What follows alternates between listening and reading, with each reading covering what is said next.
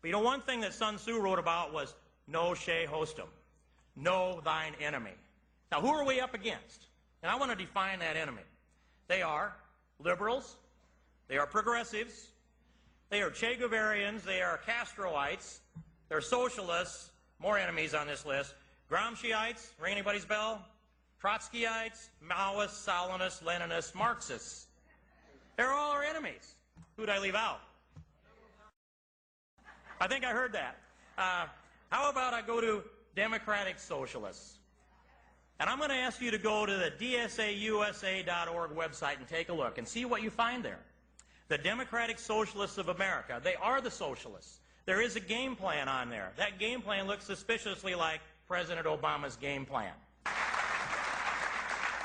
And by the way, I don't want to meet with the President of the United States to see what other kind of toxic stew he's going to serve up to us.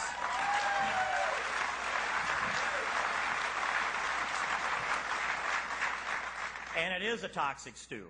I mean, they started out with they were going to cook up this health care for America, so what do? They get a big pot out and they decide, how do you start with cooking up this stew? So they reached into that 15-year-old shelf and they pulled Hillary Care off of it, that big old tainted soup bone.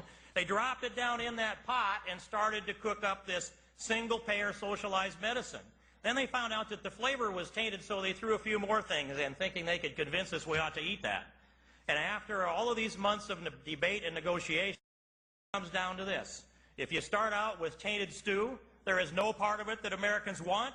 We don't want a pot full. We don't want a bowl full. We don't want a spoonful, a cup full, or any kind of measure of toxic stew called socialized medicine. We want it dead.